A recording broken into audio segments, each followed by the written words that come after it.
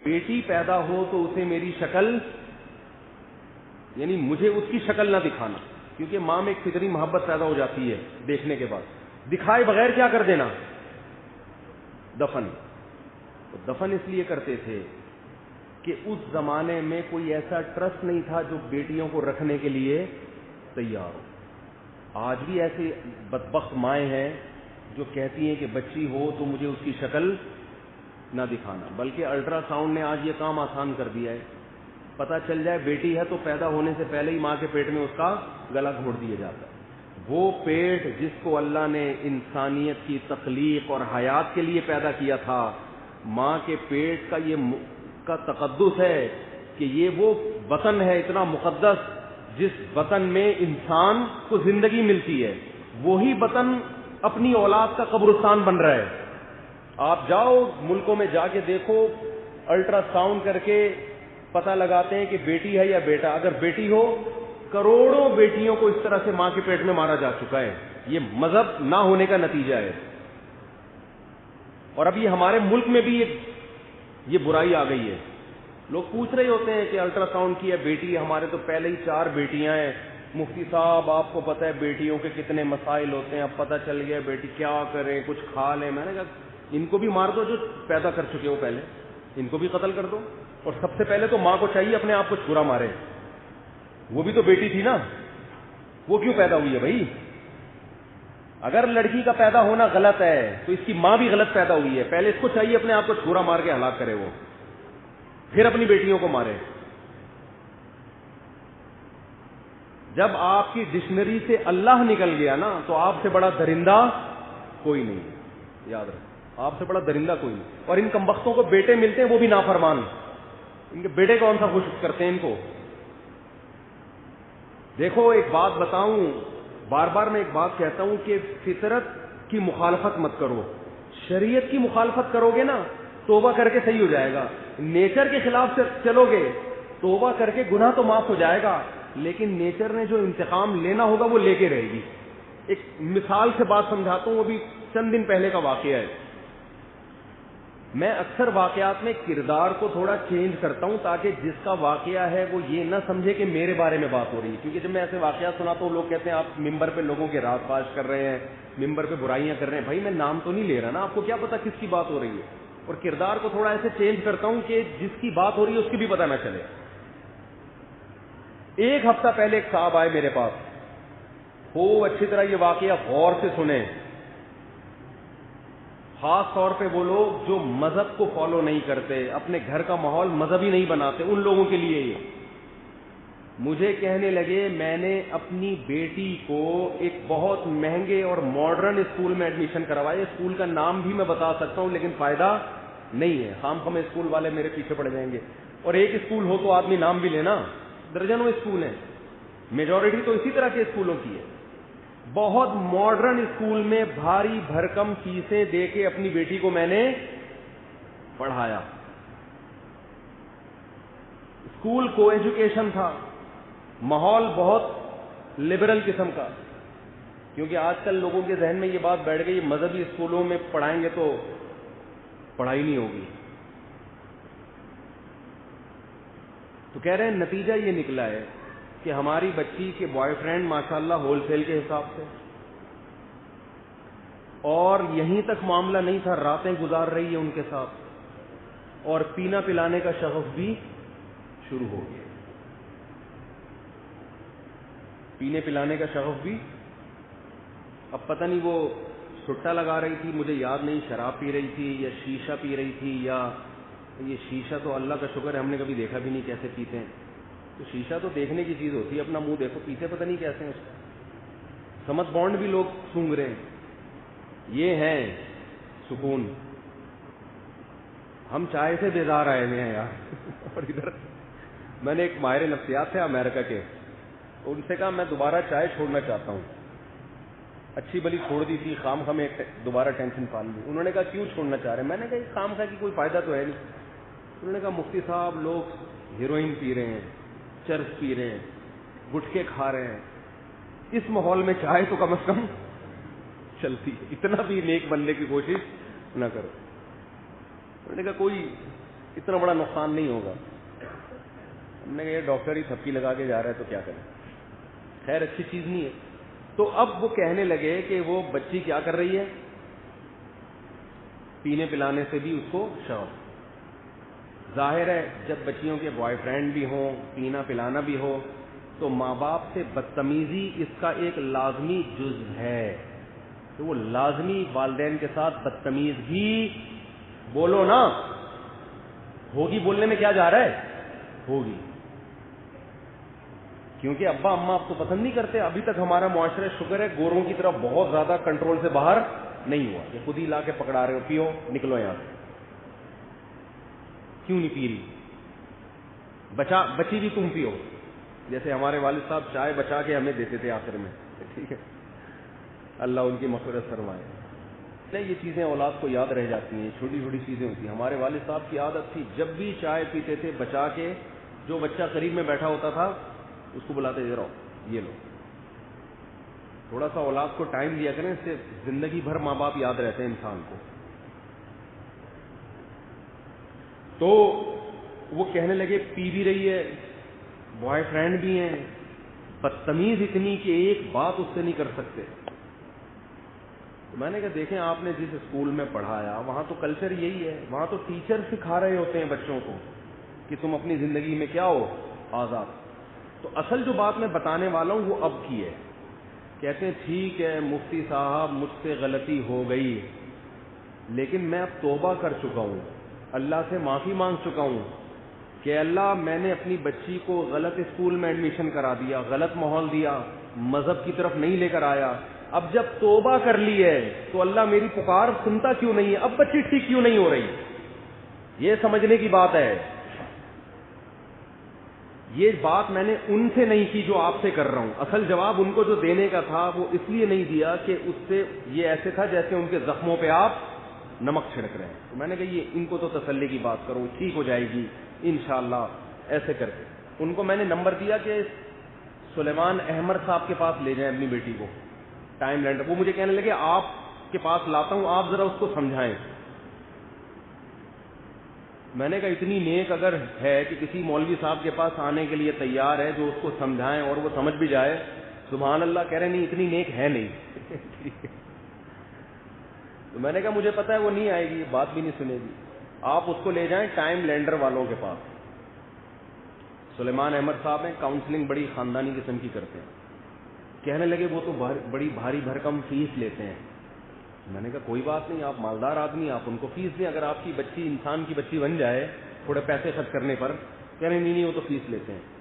اب دیکھو یار, بچی کو بگاڑنے کے لیے جو فیسیں لگی ہیں بھائی, ایک آدمی جب ٹائم دے رہا ہے تو فیس لینا اس کا حق بنتا ہے نا. وہ تو دن میں 10 پیشنٹ کو نمٹائے گا. وہ اگر فارغ بیٹھ کر آپ کے بچوں پر محنت کرنا شروع کرے تو اس کے بیوی بچے کہاں جائیں گے, ان کو بھی تو کھلانا ہے اس نے. اب عجیب سوچ ہے کہ بچوں کو بگاڑنے کے لیے لاکھوں روپے خرچ ہو گئے, سدھارنے کے لیے اگر کوئی کاؤنسلنگ کر رہا ہے اور پیسے لے رہا ہے تو وہ وہاں پیسے دیتے ہوئے جان نکل رہی ہے. مجھے انداز ہوگا, میں نے کہا یہ سیٹنگ کیا ہے ان کی, سیٹ نہیں. خیر وہ جب انہوں نے یہ بات کہی نا کہ میں نے تو توبہ بھی کر لی ہے, میں اللہ سے گڑ گڑا کے معافی بھی مانگ رہا ہوں, تو پھر یہ ٹھیک کیوں نہیں ہو رہی. پہلی بات تو یہ توبہ صحیح کی نہیں ہے آپ نے. اگر کی ہوتی نا تو پیسوں کی وجہ سے بچی کا مستقبل داؤ پہ نہ لگاتے. آپ کہتے یار اگر کاؤنسلنگ کر کے پیسے دے کے بھی بچی ٹھیک ہو رہی ہے تو کوئی بات نہیں. جب انہوں نے یہ کہا کہ میں توبہ کر رہا ہوں اور بچی پھر بھی ٹھیک نہیں ہو رہی, تو جو ان کو کہنے کی بات تھی وہ میں آپ سے کہہ رہا ہوں کہ آپ نے ٹکر لی ہے فطرت سے, شریعت سے بھی لی ہے, اللہ سے لی. آپ توبہ کریں, اللہ کیا کر دے گا, معاف. اللہ کہے گا ٹھیک ہے میں نے یہ جرم معاف کیا. اب یہ بچی اگر جہنم میں بھی گئی آپ سے سوال نہیں ہوگا. اگرچہ بگاڑا آپ نے لیکن توبہ کر لی, اللہ آپ کے جرم کو کیا کرے گا, معاف. لیکن جو بگڑ گئی ہے نا اس کا سدھرنا بہت مشکل. اللہ سدھار دے تو الگ بات ہے. وجہ کیا ہے, گراؤنڈ ریئلٹی یہ کہتی ہے کہ آپ جیسا ماحول دیتے ہیں اولاد کو, ماحول ان کو ویسا ہی بناتا ہے. آپ نے جب بچے کو اتنا لبرل بنا دیا, اسے شراب کباب بوائے فرینڈ 8-8 10-10, تو اسے شوہر لگے گا مکھنچو کہ ایک کی کیوں میں بن کے رہوں, اس کے ساتھ وفا کیوں کروں, ہے بھائی. کیوں؟ جب اتنی آزادی دے دی آپ نے تو اب اس کا ان چیزوں کو چھوڑنا وہ خود جب تک نہیں چاہے گی تو نہیں ہوگا. فطرت سے لڑو گے تو بھائی فطرت تو مارتی ہے، پھر انتقام لیتی ہے. اب صبر کے علاوہ آپ کے پاس کوئی آپشن نہیں ہے. آپ کوشش کریں تربیت کی، دعا کریں، ہم بھی دعا کرتے ہیں. نتیجے کی زیادہ امیدیں نہ لگائیں. نتیجہ کس پہ چھوڑ دیں؟ اللہ پہ. اللہ وہ ٹھیک کر دے ٹھیک ہے، نہیں تو صبر کریں گے. ہمارے حضرت کے پاس ایک خاتون کا فون آیا کہ میری شادی کی عمر تھی اور میں ڈیلے کرتی گئی ایجوکیشن کی وجہ سے. تو جب عمر زیادہ ہو گئی تو تعلیم تو آ گئی، مگر جو ایک اٹریکشن تھی عمر کم عمری کی وجہ سے وہ اٹریکشن ختم، رشتے آنا ختم. اب انتظار کرتے کرتے میں 40 سال کی ہو گئی ہوں. سیم یہی الفاظ تھے ان کے کہ میں نے توبہ کر لی ہے کہ اللہ میں نے بروقت نکاح نہیں کیا، تیرے نبی کا حکم تھا کہ اچھا رشتہ آئے تو انکار مت کرو. ایجوکیشن کی وجہ سے میں نے ڈیلے کیا، یہ میں نے جرم کیا، اے اللہ میں نے توبہ کر لی، اب تو کرا دے. حضرت کا بالکل یہی جواب تھا ان کو کہ دیکھیں آپ سے جب ایک غلطی ہو گئی اللہ معاف کر دے گا، لیکن فطرت یہی ہے کہ مرد کو 40 سالہ لڑکی میں عام طور پہ دلچسپی بولو نہیں ہوگی، تو 50 سال والے کو ہوگی. اور 50 سال والے میں آپ کو نہیں سمجھ میں آ رہا ہوگا، کیونکہ جب 50 سال میں آپ سے کر رہا ہے تو سوال پیدا ہوتا ہے کہ اگر وہ کما رہا ہے تو اب کیوں اتنی دیر تک ڈیلے کیوں کیا تو نے؟ 50 سال تک کیا کرتا رہا بھائی تو؟ اور اگر میرڈ ہے تو بیوی موجود ہوگی تو اب آپ اس کی دوسری بیوی بننے کے لیے تیار نہیں ہوں گی. اس وقت کنواروں کے رشتے جس نے ریجیکٹ کیے ہوں وہ کسی کی دوسری وائف کہاں سے بنے گی وہ؟ اور اگر وہ کنوارا نہیں ہے، بیوی کو طلاق دی ہوئی ہے، تو بہت بڑا اعتراض ہوتا ہے کہ پتہ نہیں یار ایک گھر تو بسا نہیں سکا، دوسرے کو بھی بیڑا نہ غرق کر دے. 10 قسم کی ٹینشنیں ہیں. تو اب ان کے لیے کوئی ایسا 50 سالہ ڈھونڈو جس کی بیوی خود بخود مری ہو، اس نے نہ مارا ہو، یہ ثابت بھی ہو جائے، اولاد بھی نہ ہو، کیونکہ پھر بچے ہوں تو پھر نہیں کر رہی ہوتی. تو بھائی اب آپ کو آڑا ترشا ہی ملے گا، کوئی نہ کوئی فالٹ کے ساتھ ہی ملے گا، الا ماشاء اللہ کچھ خوش قسمتوں کو مل جاتا ہے. تو یہ کیا ہے؟ یہ آپ کس سے بغاوت کر رہے ہیں؟ بولو نیچر سے. تو نیچر سے جب بغاوت کرو گے تو بھائی یہی ہوگا. تو میں ان لبرل لوگوں سے کہتا ہوں کہ دیکھو تم جو اپنے بچوں کو دین اور مذہب نہیں سکھا رہے نا، ان کو اللہ کے حقوق نہیں سکھا رہے کہ اللہ کیا ہوتا ہے، تو یہ تمہارے حقوق بھی نہیں سیکھیں گے، کیونکہ اللہ کے بعد ہی ساری چیزیں شروع ہوتی ہیں. پھر آپ ان کو جتنا چاہیں گے یہ انسان کے بچے بن جائیں، یہ نہیں بنیں گے اللہ ماشاء اللہ کسی کو بنا دے. تو پیغمبروں کا بنیادی مقصد کیا تھا کہ غفلت کی اندھیروں سے نکال کر بیداری کی روشنی میں لے کر آنا. یہ جو میں نے سورہ یاسین کی آیت پڑھی، تو ہم سب غفلت میں ہیں، ہمیں نہیں پتا ہمارے ساتھ فیوچر میں کیا ہونے والا ہے، ہمارا انجام کیا ہونے والا ہے. پیغمبر آ کے بتا رہے ہوتے ہیں کہ جس خوشیوں میں تم مبتلا ہو ان خوشیوں سے دھوکے میں مت آنا. اگر تم صحت میں ہو اس صحت سے دھوکہ مت کھانا، فالج بھی ہو سکتا ہے، برین ہیمریج بھی ہو سکتا ہے، ایکسیڈنٹ بھی ہو سکتا ہے. اگر تم دولت میں ہو تو خوش فہمی میں مت رہو، غریب بھی ہو سکتے ہو. اگر تمہیں ابھی کوئی ٹینشن نہیں ہے، تمہارے اوپر غموں کے پہاڑ گر سکتے ہیں، سب کچھ ہو سکتا ہے. اس غفلت سے نکلو، اور نکلنے کا طریقہ کیا ہے؟ خدا سے تعلق پیدا کرو جس نے تمہیں بنایا ہے. اس سے اگر مضبوط رشتہ قائم کر لو گے تو وہ غموں میں خود ہی تمہیں تسلیاں دے گا، تھپکیاں دے گا تمہیں، وہ غموں سے بچائے گا بھی. اور جو غم تمہارے مقدر میں اس میں تسلیاں بھی کون دے گا؟ یعقوب علیہ السلام کا بیٹا چھن گیا، رو رہے ہیں، آنکھوں سے آنسو بہ رہے ہیں. جب لوگ اعتراض کرتے ہیں تو کیا کہتے ہیں؟ اعلم من اللہ ما لا تعلمون، میں اللہ کے بارے میں وہ کچھ جانتا ہوں جو تم نہیں جانتے. اس غم میں بھی تسلی کی باتیں ہیں. یہ تھپکیاں کون دے رہا ہے؟ یہ اللہ دے رہا ہے. اور جب اللہ سے تعلق ختم تو آگے پھر پریشانیوں اور ٹینشنوں کا ایک جھاڑیاں ہیں کہ اس سے بچنا اللہ کی قسم کسی کے بس میں نہیں. ایک بزرگ کا میں بیان سن رہا تھا، بڑی پیاری بات کی انہوں نے کہا یہ ڈپریشن اور ٹینشن کا لفظ اردو زبان کا نہیں ہے. ہمارے اسلاف، ہمارے بزرگ یہ لفظ پریشانی کا لفظ تھا اردو میں. پریشانی کا مطلب کوئی بچہ مر گیا، کوئی یہ ہو گیا وہ. یہ جو ڈپریشن اور ٹینشن کا لفظ ہے نا، یہ انگریزوں سے آیا ہمارے یہاں. اس کا اردو میں ترجمہ ہی نہیں ہے اس کا. آپ اس کو ذہنی تناؤ کہہ سکتے ہیں. اسٹریس کا تو ہے کھچاؤ, ڈپریشن اور ٹینشن کا نہیں ہے, اور واقعی نہیں ہے. کبھی میں بھی جب بیان کرتا ہوں تو ڈپریشن کو ڈپریشن ہی کہتا ہوں, ٹینشن کو ٹینشن, کیونکہ مجھے اردو میں ملتا ہی نہیں ہے. یہ بیماریاں یہ باہر سے آئی ہیں, جو مذہب کو فالو نہیں کرتے, یہ وہاں سے آئی ہیں ہمارے یہاں. یہ ہماری اپنی بیماریاں نہیں ہیں. سمجھ میں آ رہی ہے بات؟ ہمارے یہاں سے پریشان بیٹھا ہوا ہے بس. ڈپریشن اور پریشانی میں فرق ہے.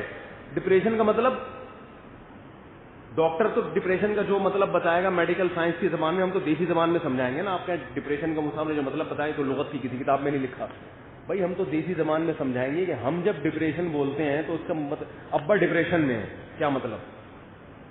کچھ بھی ہو سکتا ہے. بیگم ڈپریشن میں ہے, ساس صاحبہ ڈپریشن کی مریض ہیں, ایسی کی تیسی کس کی ہونے والی ہے؟ بہو کی. کیا مطلب؟ ڈپریشن کی مریضہ کا مطلب یہ ہے کہ ان کو ٹینشن میں جانے کے لیے کسی ریزن کی ضرورت نہیں. یہ بغیر کسی ریزن کے بھی ٹینشن لیں گی بھی اور ٹینشن دیں گی, پارسل بھی کریں گے. ہمارے ہاں پارسل کا خاص انتظام ہے, لکھا ہوتا ہے نا ریڈیو.